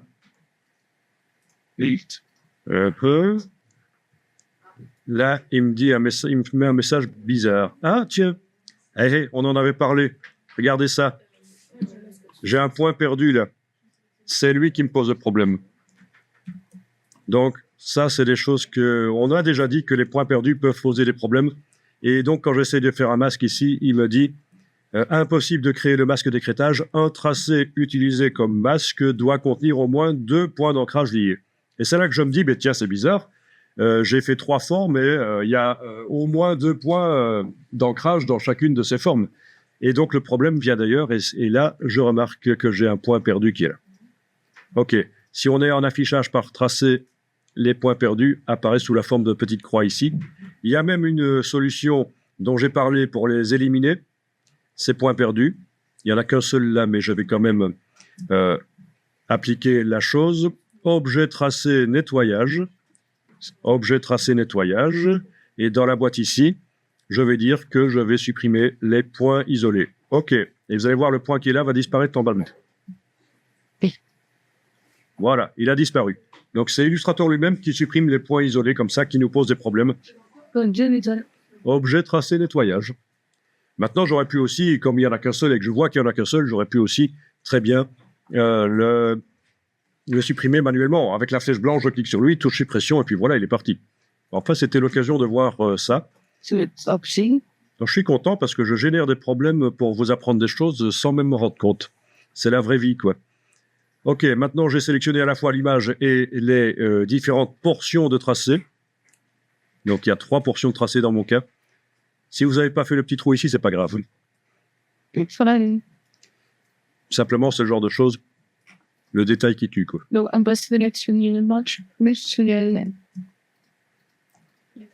Objet masque d'écrêtage créé.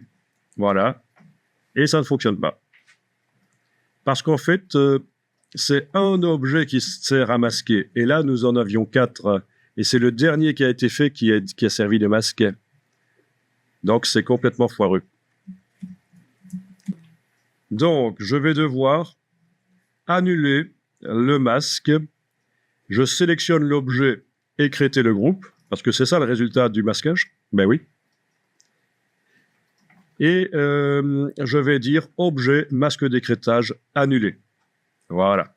Donc, je reviens à la situation initiale. C'est vrai que faire un CTRL-Z sur PC, commande Z sur Mac aurait pu fonctionner. Oui. Mais enfin, si vous avez fait d'autres choses entre-temps, bon, c'est toujours bien de savoir ça, comment annuler un masque d'écrêtage, comment revenir à la situation initiale. Oui, bien vu. Bien vu. L'image, en effet, suite au masque d'écrêtage, a été transférée du calque 1 vers le calque 2. C'est parce que je vous l'avais dit, hein, quand on fait un masque d'écrêtage, le tracé qui masque et l'image doivent être sur le même calque, en fait. Mais c'est pas grave, en fait, qu'elle peut rester là, puisque de toute façon, elle va devoir y aller, puisque je vais faire un masquage qui va fonctionner cette fois-ci.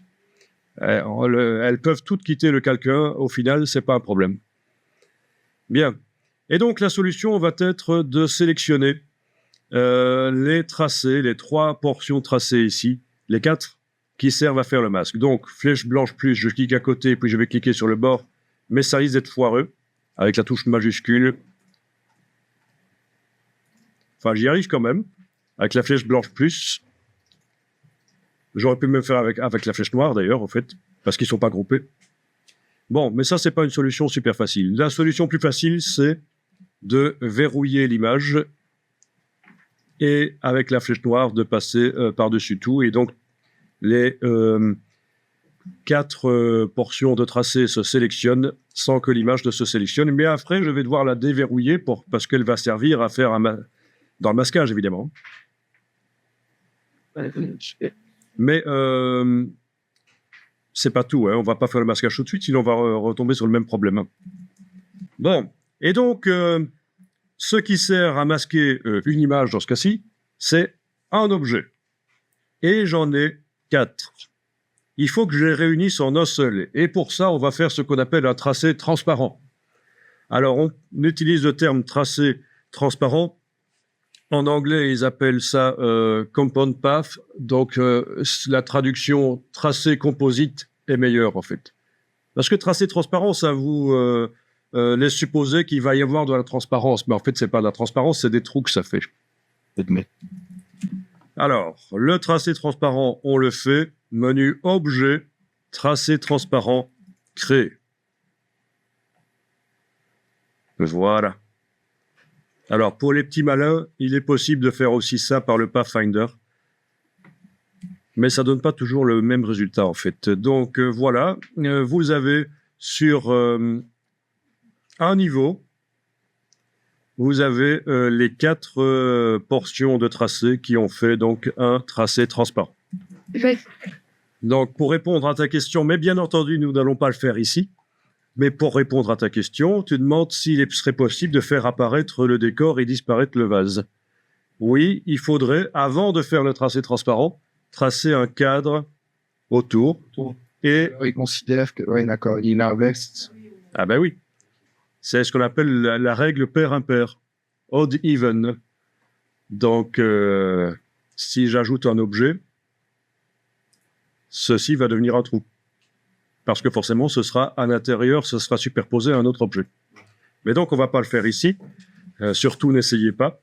Parce que nous allons maintenant essayer de déverrouiller l'image, si elle n'est pas déjà déverrouillée. Sélectionner à la fois ce tracé transparent et l'image, donc majuscule, clic, les deux sont sélectionnés ou englobés. OK. Bien entendu, vous ne prenez pas l'image par là, ça la déplace par rapport au tracé, elle n'est plus en place. Donc quand je dis englobé, on démarre vraiment l'englobage à l'extérieur en fait. Bien, et puis on va faire le masquage. Objet et masque d'écrêtage créé. Et voilà, vous avez un tracé avec des trous. Si je demande d'afficher le damier de transparence dans le menu affichage, on voit qu'on a vraiment des trous. Bon, ben, il suffit de faire la même chose pour les 2 autres, en fait. C'est-à-dire, en verrouillant les images, vous sélectionnez les tracés qui sont au-dessus. Vous en faites un tracé transparent. Objet, tracé transparent créé. Ça va donc réunir plusieurs objets en un seul. Voilà. Je vais faire la même chose tant que j'y suis pour l'autre. Faisons les choses en série. Objet, tracé transparent créé. Voilà. Bien. Je déverrouille le calque des images. Je sélectionne à la fois ce tracé et l'image et je demande de faire un masque.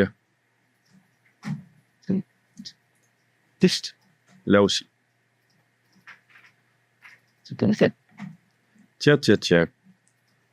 Il veut pas. Pourquoi?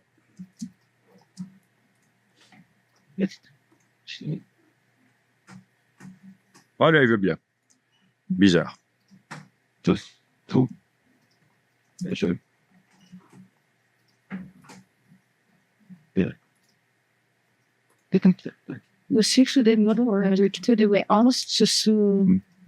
Ok, vous regardez. Open your eyes. Ouvre tes ouilles. Il y en a qui ont un petit problème, c'est que après avoir fait le masque d'écrêtage, une des 11, voire même les 2, restent pleines. On voit le décor à travers. Alors ça, c'est un cas particulier. Je ne sais pas comment vous êtes arrivé à faire ça, mais je vais vous montrer comment le résoudre.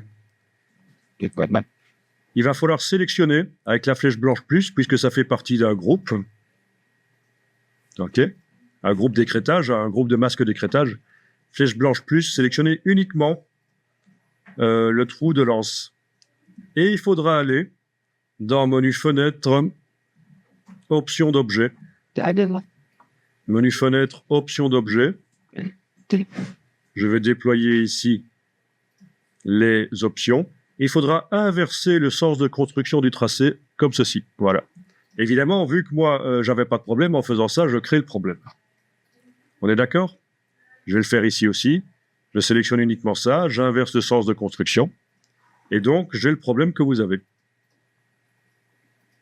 Donc pour le régler, je sélectionne le tracé, et dans les options d'objet, j'inverse, voilà, et ça fait un trou comme il fait.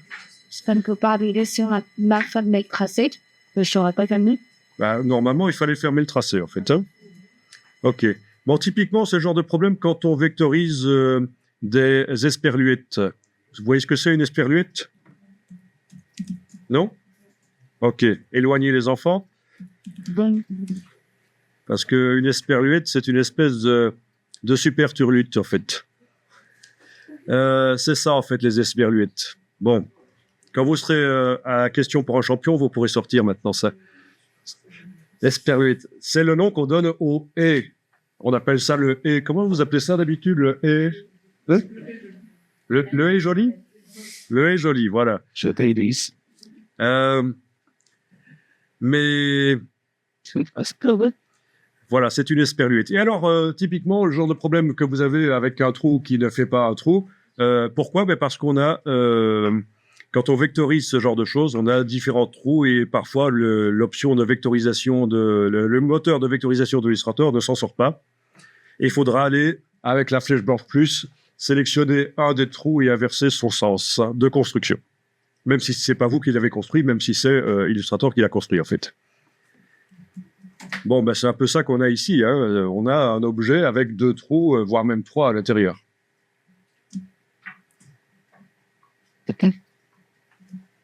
Bien, vous enregistrez le fichier sous un autre nom.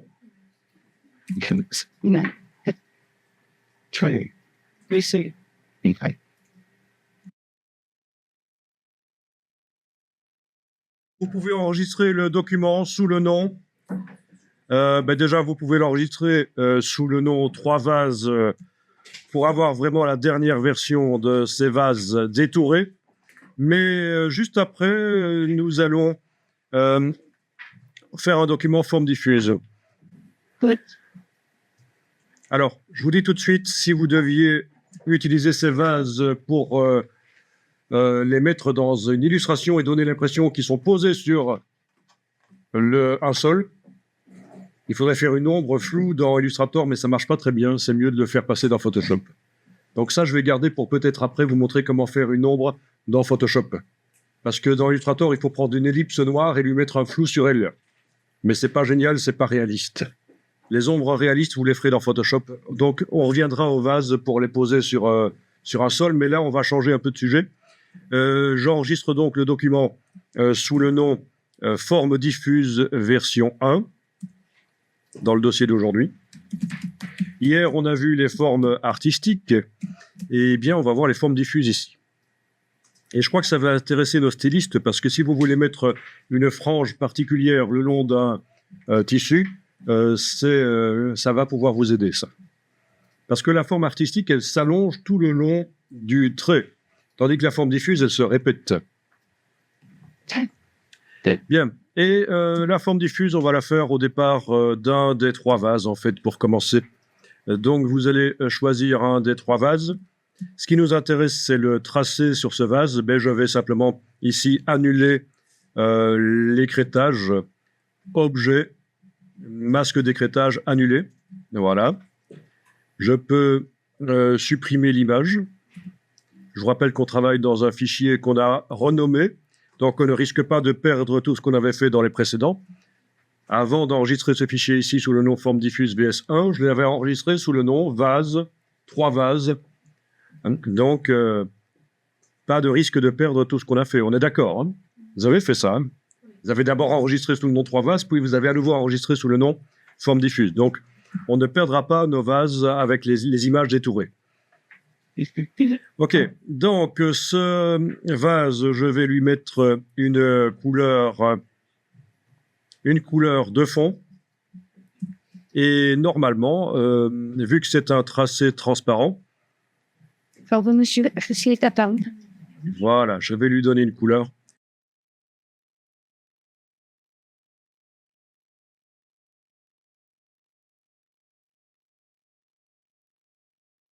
Alors, pour les couleurs, ça pourrait vous intéresser d'utiliser le nuancier Pantone. C'est l'occasion de le voir. Il y en a qui connaissent Pantone. C'est donc une marque qui fait des catalogues de couleurs. C'est pas la seule, mais c'est la plus connue dans le monde du graphisme. Donc, plutôt que de me limiter ici aux couleurs du nuancier, je vais aller en bas à gauche dans le nuancier, dans les bibliothèques, et là, vous avez catalogue de couleurs, et là, vous pouvez aller chercher Pantone Solid Coated. Oui. Ne prenez pas Pantone CMJN. On va prendre Pantone Solid Coated. C'est pas. I'm gonna talk Vous ne l'avez pas? to both.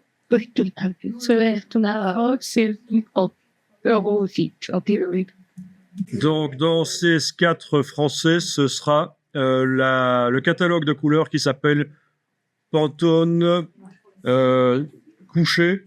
Comment c'est indiqué? Ça y est, j'ai oublié maintenant. Non. Quadrille. Non, pas quadrille. Tout bot.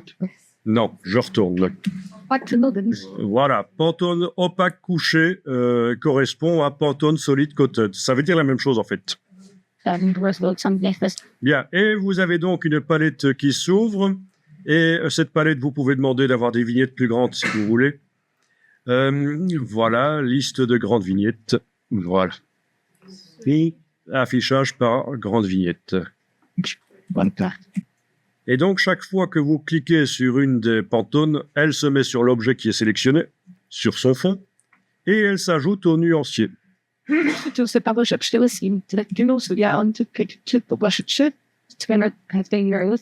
n'avez pas de cartouche recherchée? Demandez peut-être d'afficher les options dans le menu. Oui, vous êtes dans CS4. Est-ce que vous avez affiché les options dans le menu? Afficher le champ recherché, voilà. Mais ça suppose qu'on connaît le numéro de la Pantone, évidemment. Qu'on l'a repéré dans un nuancier. Ok, alors vous remarquez que les Pantones ternissent. Par exemple, ce vert ici, quand je le mets, ça va encore. Ce rose ici, waouh. Alors là, si vous devriez voir quand même la différence, en fait. Bon, vous savez à quoi c'est dû? Ben, nous sommes dans un document Illustrator CMJN. En effet, on va aller changer ça. Fichier, mode colorimétrique du document, couleur RGB. Voilà. Ça, c'est la Pantone que je voyais, bien rose. Bon, mais c'est là qu'il y en a qui vont dire oui, mais si c'est pour imprimer, il faut faire en CMJN. Bon, ça, c'était vrai il y a 15-20 ans, mais les techniques, ça évolue. Vous pouvez faire des documents en RVB. Et au moment d'exporter en PDF, vous faites la conversion vers le CMJN qui sera utilisé à l'impression. OK? Donc, je ne dis pas, au moment où vous faites l'export PDF, vous faites une conversion vers CMJN. Je dis, au moment où vous ferez donc l'export en PDF, vous ferez une conversion vers le CMJN qui sera utilisé à l'impression. Parce qu'en fait, des CMJN, il y en a plusieurs. En fonction du type de papier que vous avez utilisé et la technique d'impression, c'est pas la même quantité d'encre qu'il faudra pour essayer de reproduire le plus proche possible les couleurs qu'on aura choisies dans le document RGB. Okay. Ben oui. Le papier influence beaucoup le rendu des couleurs. Donc, il y a plusieurs types de CMJN. Voilà. Mais donc, moralité de l'histoire, vous pouvez faire vos documents en RGB, comme ça vous avez des couleurs bien vives qui seront visibles sur le web à l'affichage, si vous utilisez vos illustrations sur le web. Et on fera la conversion quand on exporte en PDF. On a déjà fait ça, non? Ou c'était à la formation InDesign qu'on a fait ça? On a fait aussi, je pense.